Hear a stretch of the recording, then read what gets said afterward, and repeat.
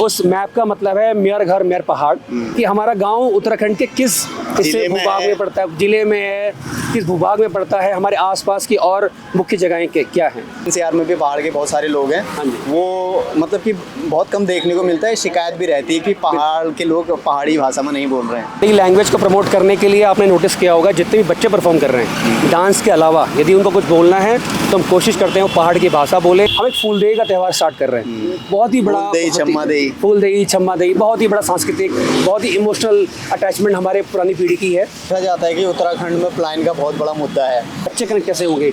जब आप उनसे पूछेंगे आप कहाँ के रहने वाले हो, किस गांव के रहने वाले हो, तो उनको एक बार मन में जिज्ञासा जरूर होगी, और धीरे धीरे एक बार दो बार जब पूछना स्टार्ट करोगे तो वो भी पूछेंगे पापा मैं कहाँ का रहने वाला हूँ, मेरा मूल स्थान गाँव कहाँ है। आप उससे कनेक्ट करते हैं। नमस्कार, मैं हूं हेमंत पांडे और आप देख रहे हैं जर्नलिस्ट इंडिया। आज हम पहुंचे हैं गाजियाबाद के सिपरा रिवेरा में।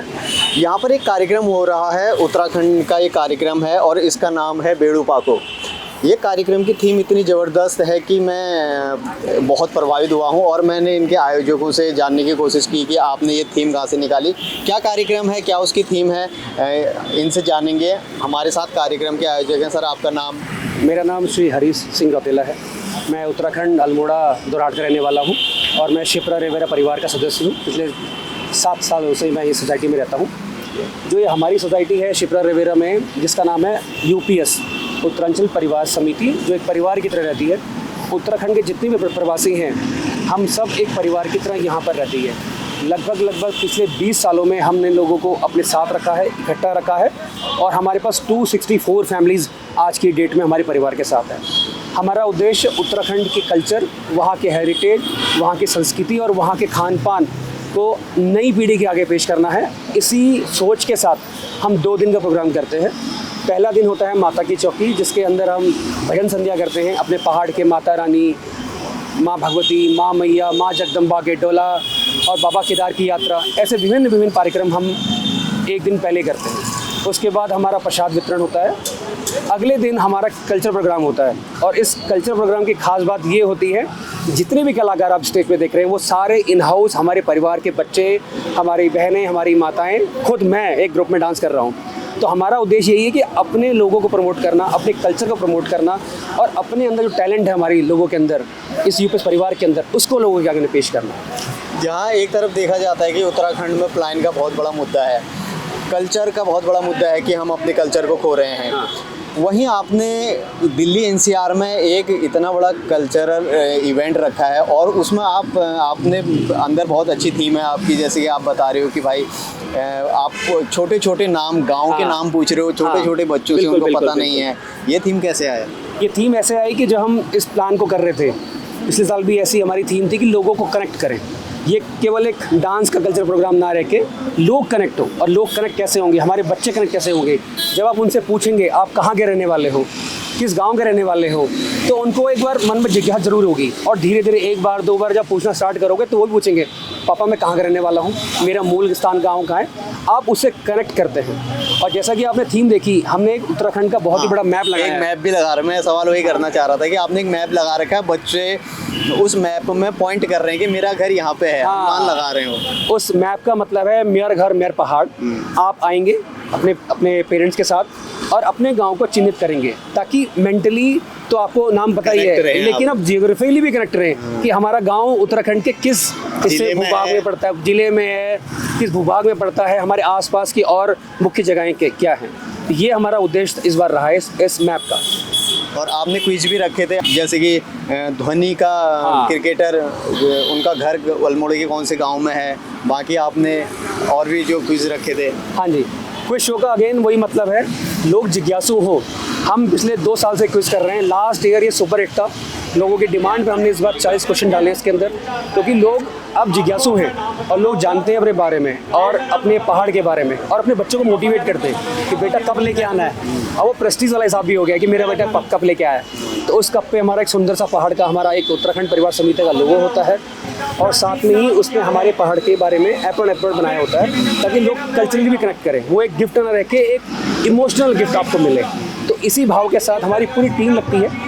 कहने के लिए तो मैं प्रेसिडेंट हूँ, लेकिन ये परिवार है। परिवार में चीज़ों को संचालित करने के लिए मुझे आगे खड़ा किया है, लेकिन मैं जब तक हूँ, जब मेरा परिवार है, मेरी टीम मेरे साथ खड़ी है, हमारी 25-30 लोगों की कोर टीम है, हमारे गार्जियन जो 20 साल से इस समिति को संभाल रहे हैं, वो हमारे एज ए फाउंडर मेंबर हमारे साथ खड़े रहते हैं, हमें गाइड कर रहे हैं, ताकि हम निरंतर हर वर्ष इस प्रोग्राम को बहुत ही अच्छा करें। क्या जैसे कि मैंने देखा है कि सभी राज्य अपनी अपनी भाषा को प्राथमिकता देते हैं, वो अपनी लैंग्वेज में बोलते हैं।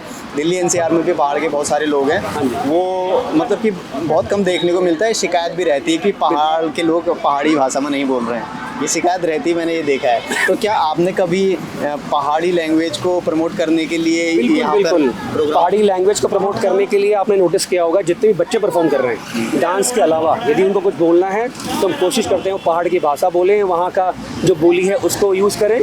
साथ ही अभी हम एक, जो अभी मैंने अनाउंस नहीं किया, आपसे अनाउंस कर रहा हूँ, हम एक फूलदेई का त्यौहार स्टार्ट कर रहे हैं, बहुत ही बड़ा फूलदेई छम्मा देई, बहुत ही बड़ा सांस्कृतिक, बहुत ही इमोशनल अटैचमेंट हमारे पुरानी पीढ़ी की है।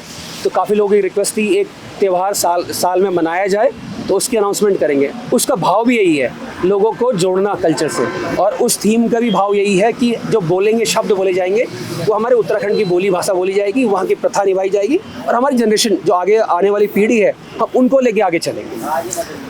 तो हम भी हिंदी में बोल रहे हैं ना, हम लोग पहाड़ में बात कर लेना। हाँ बिल्कुल हम कर सकूँ। तो मतलब कोड़ो मतलब ये कि मेरे तरफ में बहुत बहुत शुभकामनाएं, तुम आगे लिए प्रोग्राम करने दीजिए, और जो आगे तुम भविष्य में प्रोग्राम कर ला, और उत्तराखंड कल्चर के प्रमोट करने लीजिए। और उत्तराखंड गवर्नमेंट हेले में थोड़ा सा रिक्वेस्ट करूँ कि यस, मतलब कि हम उत्तराखंड में यसले लोग छन जो दिल्ली एनसीआर में रहे, उत्तराखंड भाषा के या यहाँ कल्चर के प्रमोट करने जो वो थोड़ा इन तरफ ले ध्यान दी जाए, तो बहुत बढ़िया। और तो सर, और भविष्य में आपकी क्या क्या योजनाएं हैं?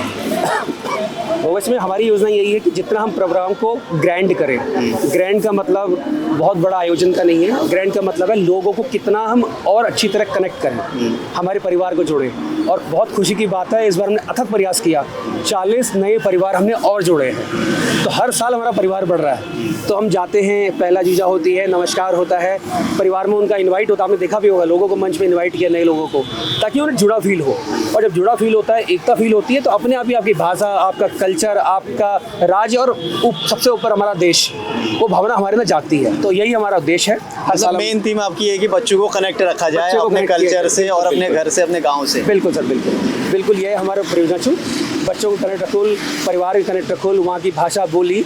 और आपने काउंटर भी देखे होंगे हमारे, जो हमने प्रेफरेंस दी है, हमारे उत्तराखंड की दालें, हमारे उत्तराखंड की ज्वेलरी, या वहाँ के कोई पिछौड़ा या कपड़े, उसको हम प्रमोट करते हैं। बहुत ही नॉमिनल अमाउंट लेके हम स्टॉल लगाते हैं, ताकि उनको भी आगे आने का मौका मिले, अपने प्रोडक्ट को सेल करने का मौका मिले, और साथ ही हमें देखने को मिले कि हाँ यार, ये कल्चर हमारा भी है, ये दालें हमारी भी हैं, और हमारे जो लोग, हमारे जो नई पीढ़ी है, वहाँ पर जाके देखें।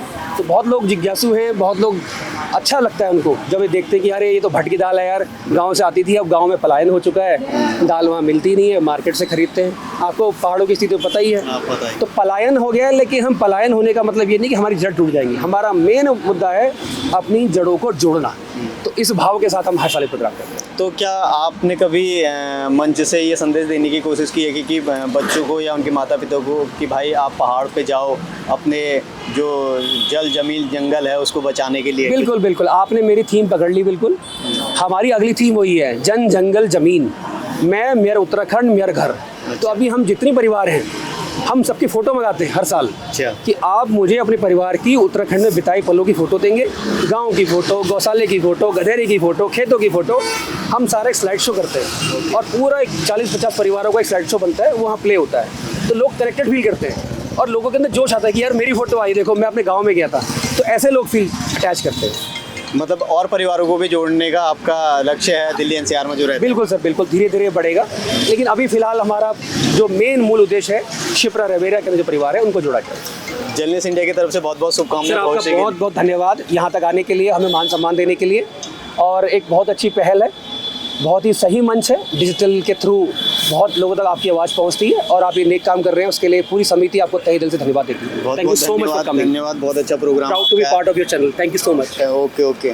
तो इस तरीके के कार्यक्रम अगर दिल्ली एनसीआर में देखने को मिलते हैं तो बहुत अच्छा लगता है। और कल्चर को सपोर्ट करने के लिए, प्रमोट करने के लिए, हेमंत पांडे, जर्नलिस्ट इंडिया के लिए, शिप्रा, गाजियाबाद। बाकी देश और दुनिया की तमाम खबरों के लिए आप www.journalistindia.com और .in पर भी लॉगिन कर सकते हैं। साथ ही हमारे फेसबुक, इंस्टाग्राम, एक्स यानी ट्विटर और यूट्यूब पर भी हमें फॉलो कर सकते हैं।